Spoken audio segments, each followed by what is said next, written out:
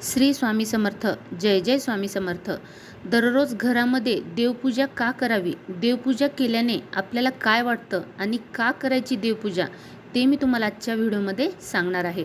अनंत कोटी ब्रह्मांड नायक राजाधिराज योगीराज जगाचे चालक मालक पालक श्री स्वामी समर्थ महाराज यांना त्रिवार वंदन करते आणि आजच्या नवीन सुंदर व्हिडिओला सुरुवात करते. मी वर्षा राणी, आपले स्वामी या चॅनलमध्ये तुमच्या सर्वांचे सहर्ष स्वागत आहे.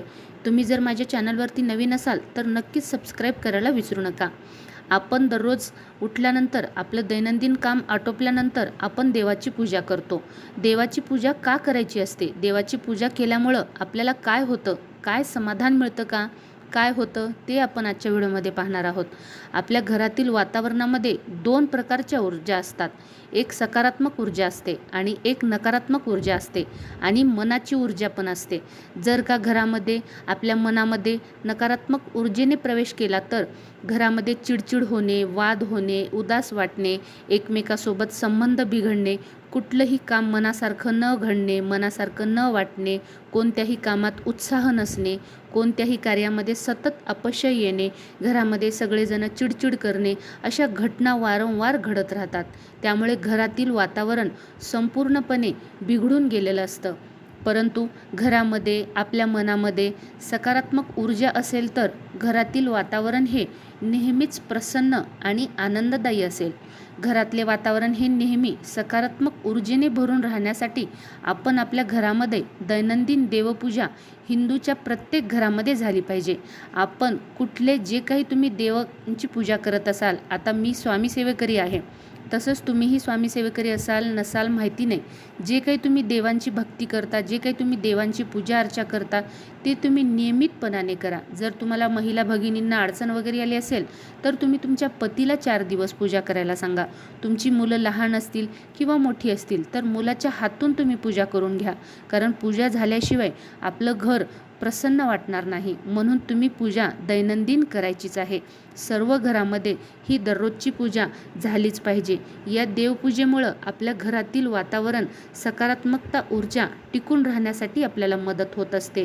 त्यासाठी हिंदू धर्मामध्ये सुद्धा 2 वेळेस सकाळ संध्याकाळ देवपूजा करण्याची प्रथा पद्धत आपल्या पूर्वजांनी करून ठेवलेली आहे. सकाळ संध्याकाळ म्हणजे तुम्ही सकाळीही पूजा करा आणि संध्याकाळीही पूजा करा असं माझं म्हणणं नाही.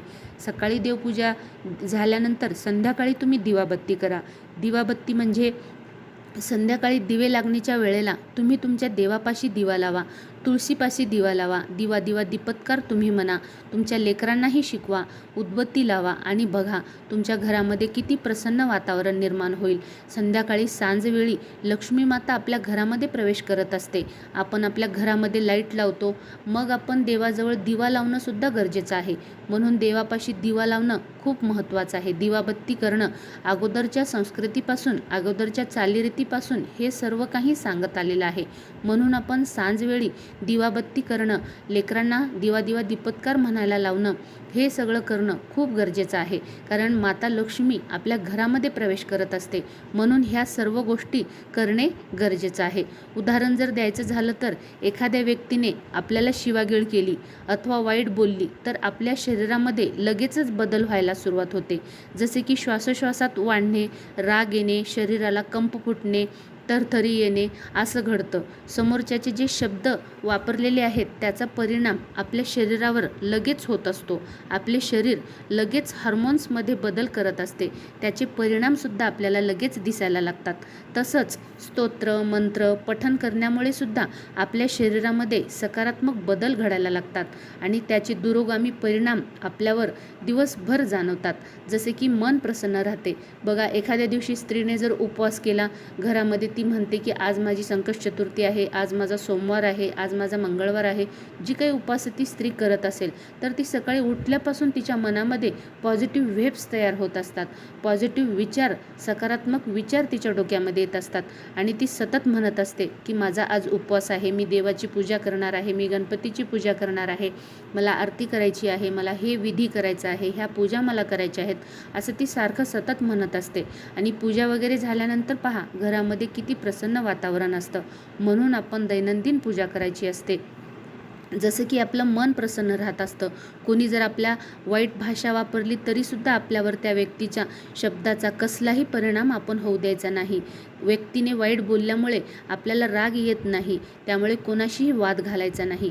अशा कुठल्याही परिस्थितीमध्ये आपण आपल्या घराची पूजा बिलकुल सोडायची नाही. नियमितपणे आपण पूजा करायची. हे तेव्हाच घडतं जेव्हा तुमचं मन प्रसन्न आणि सकारात्मक असतं. जर तुमच्या मनामध्ये वाईट विचार असतील तर तुमच्या हातून वाईटच घडेल. तुमच्या मनामध्ये सुद्धा वाईटच विचार येतील.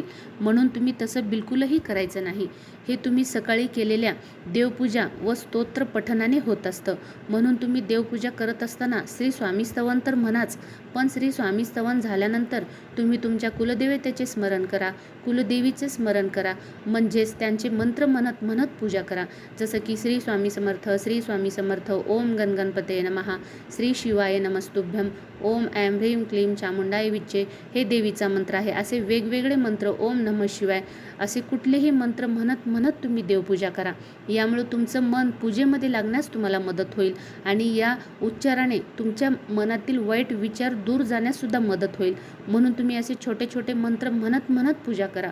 म्हणजे तुम्हाला पूजा करण्यास मदत होईल आणि पूजा करण्यासाठी तुमचं मन उत्साही असेल. तुम्ही हे करत चला. हे सर्व झाल्यानंतर संध्याकाळी सुद्धा तुम्ही दिवाबत्ती करायची आहे, कारण लक्ष्मी माता आपल्या घरामध्ये प्रवेश करत असते. म्हणून तुम्ही संध्याकाळी सुद्धा दिवाबत्ती कधीही चुकवायची नाही. आपल्या हिंदू संस्कृतीमध्ये काही स्तोत्र मंत्र यांची सुद्धा रचना आपल्या पूर्वजांनी, ऋषीमुनींनी, शास्त्रज्ञांनी सुद्धा खूप छान केली आहे. खूप अभ्यास करून बनवलेली आहे. जसं की गायत्री मंत्र, रामरक्षा स्तोत्र, मारुती स्तोत्र. जर तुम्ही या सर्व स्तोत्रांचं मंत्रांचं पठण दररोज जर केलं तर तुमच्या शरीरातल्या अँटीबॉडीज ॲक्टिव्ह होत असतात. रोगप्रतिकारक शक्ती वाढत असते. गायत्री मंत्राच्या पठणाने अतिशय तुमचा स्वच्छ स्वरामध्ये जर तुम्ही केलात तर पोटापासून ते छातीकडे डोक्यापर्यंत व्हायब्रेशन क्रिएट होत असते आणि कंपन निर्माण होत असतात. त्या कंपनामुळे तुमच्या शरीरातील रोगप्रतिकारक शक्ती वाढवणाऱ्या पेशा मोठ्या प्रमाणात सक्रिय होत असतात. त्यामुळे तुम्ही कधीही आजारी न पडण्याचा फायदा तुम्हाला होत असतो. महामृत्युंजय मंत्र जर तुम्ही आजारी व्यक्तीच्या हाताच्या नाडीवर जर म्हणलात, पुरुषांच्या उजव्या हाताच्या नाडीवर उजव्या हातावर 3 बोटं ठेवून महामृत्युंजय मंत्र म्हणायचं असतं आणि स्त्रियांच्या डाव्या हाताच्या नाडीवर 3 बोटं ठेवून महामृत्युंजय मंत्र म्हणायचा असतो. ओम त्र्यंबकम यजामहे सुगंधी पुष्टिवर्धनम उर्वारुकमिव बंधनान मृत्युमोक्षीमामृतान. या जर मंत्राचा तुम्ही सपाटा सुरू केलात तर कितीही व्यक्ती आजारी असू द्या, ती दवाखान्यामध्ये ॲडमिट असू द्या, त्याच्या प्रकृतीमध्ये सुधारणा होण्यासाठी मदत होईल. हे शास्त्रज्ञाद्वारे सिद्ध झालं आहे की महामृत्युंजय मंत्र जर आपण त्या व्यक्तीच्या नाडीवर जर म्हटलं तर आणि ती स्वतः जरी व्यक्ती जरी म्हणली तरी त्याच्या प्रकृतीत लगेच सुधारणा होते, त्याची प्रकृती लगेच सुधारते. हे तुम्ही करत चालायचं आहे. आजारी न पडण्याचा तुम्हाला सुद्धा या सर्व मंत्र उपचाराचा फायदा होणार आहे. तुमचं मन प्रसन्न राहण्यासाठी मदत होणार आहे. विचार करा, आपल्या पूर्वजांनी शरीरशास्त्र, मानसशास्त्राचा किती गाढा अभ्यास करून आपल्यासाठी या सगळ्या गोष्टी करून ठेवलेल्या आहेत. पण आपल्याला त्या माहिती नसल्या कारणामुळे, कुणीही न शिकवल्यामुळे आज त्या दुर्लक्षित होत आहेत अथवा त्या अंधश्रद्धा आहेत. याची आपल्याला हे वाटत आहे की त्या अंधश्रद्धाच आहेत. पण तुम्ही दैनंदिन न चुकता स्तोत्रमंत्राचे पठण करा आणि अनुभव घ्या. श्री स्वामी समर्थ महाराज तुमच्या नक्कीच पाठीशी उभे राहतील. लक्षात ठेवा, प्रत्येक हिंदूंनी आपल्या घरामध्ये सकाळी संध्याकाळी देवपूजा, दिवाबत्ती ही करायलाच पाहिजे. प्रत्येक सण, उत्सव, समारंभ अतिशय उत्साहाने तुम्ही करायला पाहिजे, आनंदाने साजरे करायला पाहिजेत.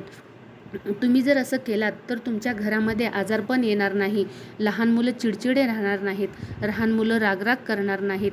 त्या लहान मुलांची अभ्यासामध्ये प्रगती होईल, नोकरीमध्ये यशप्राप्ती होईल, घरामध्ये सकारात्मक वातावरण राहील, घरामध्ये कोणीही आजारी पडणार नाही.